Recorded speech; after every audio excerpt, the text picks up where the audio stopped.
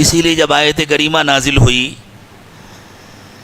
والذین یکنزون الذهب والفضة ولا ينفقونها فی سبیل اللہ فبشرهم بعذاب علیم، کہ جو لوگ سونا چاندی جمع کر کے رکھتے ہیں اسے اللہ کے راستے میں نہیں خرچ کرتے ان کو دردناک عذاب کی خوشخبری سنا دیجیے۔ تو حضرات صحابہ کرام کو بہت تشویش ہوئی کہ بھی اس طرح کیسے جی سکیں گے، سمجھ میں نہیں آ رہا ہے اس آیت کا کیا مطلب ہے۔ سیدنا عمر بن خطاب رضی اللہ تعالی عنہ نے فرمایا پریشان کیوں ہوتے ہو، اللہ کے نبی صلی اللہ علیہ وسلم تشریف فرما ہے، میں جا کر پوچھ لیتا ہوں، اللہ تعالیٰ طاقت سے بڑھ کر کوئی بوجھ نہیں ڈالتے، شاید ہم لوگ سمجھ نہیں پا رہے اس کا مطلب، میں ابھی پوچھ کر آتا ہوں۔ اور تشریف لے گئے حضور اکرم صلی اللہ علیہ وسلم کی خدمت میں اور عرض کیا کہ حضور یہ آیت نازل ہوئی ہے، آپ کے صحابہ بہت پریشان ہو رہے ہیں، شاید ہم لوگ اس کا مطلب سمجھ نہیں پا رہے، سب صدقہ کر دیں گے تو پھر آگے بچوں کی شادی بھی کرنی ہے، گھر بھی بنانا ہے، دوسرے کام کرنے۔ حضور نے فرمایا نہیں، سب صدقہ کرنا مراد نہیں ہے، اس میں وعید ان لوگوں کے لیے ہے جو مال کی زکوٰۃ نہیں ادا کرتے، جب زکوٰۃ ادا کر دی گئی تو مال پاک ہو گیا، اس کے بعد اس کو اپنی ضرورت کے لیے روکنے میں کوئی حرج نہیں ہے۔ تو اللہ نے کیا حکم دیا، زکوٰۃ ادا کرو، مال میں سے زکوٰۃ ادا کرو۔ مال سارا اللہ کا دیا ہوا ہے، 100% مال اللہ کا دیا ہوا ہے، اللہ کہتے ہیں 2.5% دے دو، یہ تمہاری ڈیوٹی ہے، اور 97.5% تمہارا انعام ہے۔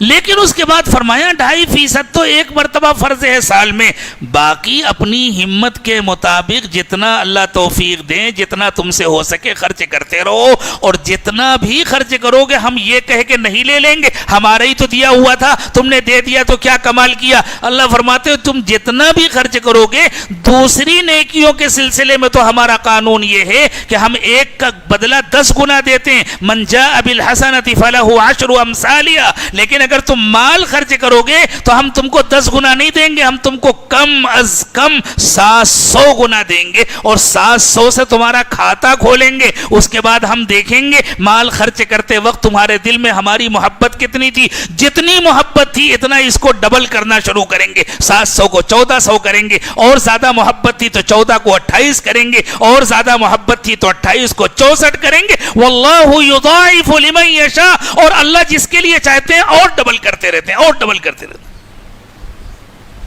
کوئی کہے اللہ کتنا دیں گے، کہیں آپ کا خزانہ ختم تو نہیں ہو جائے گا؟ اللہ فرماتے ہیں واللہ واسع، اللہ کے خزانے میں کوئی کمی نہیں ہے، چاہے جتنا دے دیں ہمارا خزانہ ختم نہیں ہوتا۔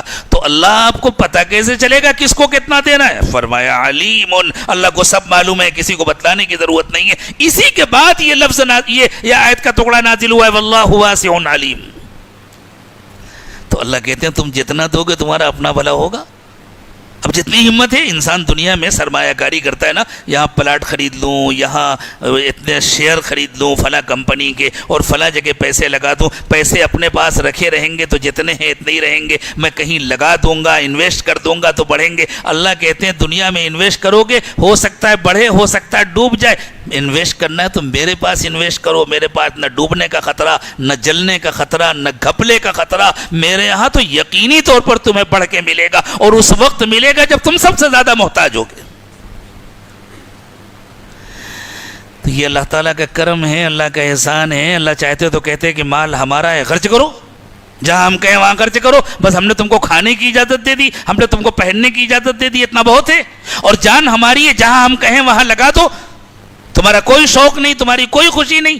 لیکن اللہ کہتے ہیں نہیں، بس ہماری مرضی سے خرچ، ہماری مرضی سے اپنی زندگی گزارو، خوشی بھی مناؤ، شادی بیاہ بھی کرو، بچوں کے ساتھ بھی خوش رہو، اپنے گھر میں بھی زندگی گزارو، ہماری عبادت بھی کرو، آرام بھی کرو، کاروبار بھی کرو، مال کماؤ بھی، مال کھاؤ بھی، کھلاؤ بھی، سب کچھ کرو، لیکن سب کچھ ہماری مرضی سے کرو۔ اور ہم نے تمہارے لیے آئیڈیل بنایا حضرت محمد صلی اللہ علیہ وسلم کو، کوئی نہ کوئی آئیڈیل تو ہر انسان کو چاہیے، بہترین آئیڈیل ہمارے نبی حضرت محمد صلی اللہ علیہ وسلم۔ اب میں اپنی بات ختم کروں گا۔ آیت کریمہ جس کی قاری صاحب نے تلاوت کی تھی اور میں تو صرف ترجمہ کرنے بیٹھا تھا، مولانا تشریف لے آئے، اس لیے میں اس ترجمے کو بھی مختصر کیے دیتا ہوں۔ فرمایا ان اللہ اشتری من المؤمنین انفسهم واموالهم بان لهم الجنہ، کہ اللہ تعالیٰ نے ایمان والوں سے ان کی جان اور ان کے مال کا جنت کے بدلے میں سودا کیا۔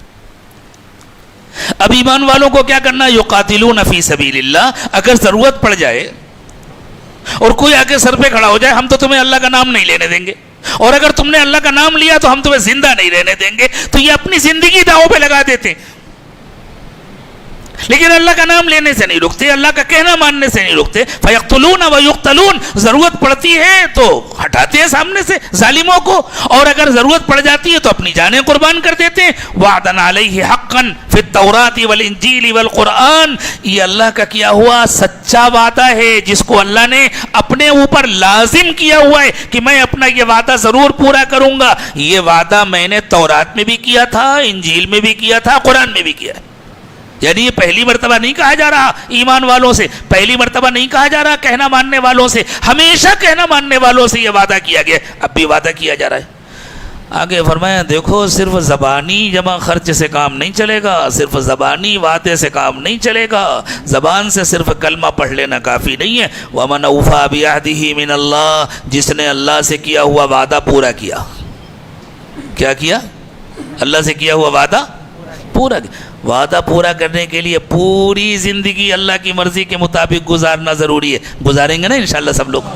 ہاں, ہم اپنا وعدہ پورا کریں گے. تو اللہ فرماتے ہیں اگر تم نے وعدہ پورا کیا تو پھر پکی خبر سن لو, ہمارے یہاں وعدہ خلافی نہیں ہوتی. ہم نے جس جنت کا تم سے وعدہ کیا ہے وہ تمہیں مل کر رہے گی, اور اتنی شاندار ملے گی کہ تم اس کا تصور نہیں کر سکتے. ما لا عین رأت ولا اذن سمعت ولا خطر على قلب بشر, ایسی ایسی نعمتیں ملیں گی کہ دنیا میں کسی آنکھ نے ایسی کوئی نعمت دیکھی نہیں, اور کسی کان نے ایسی کسی نعمت کا تذکرہ نہیں کیا, اور کسی دل میں ایسی کسی نعمت کا کبھی خیال نہیں آیا.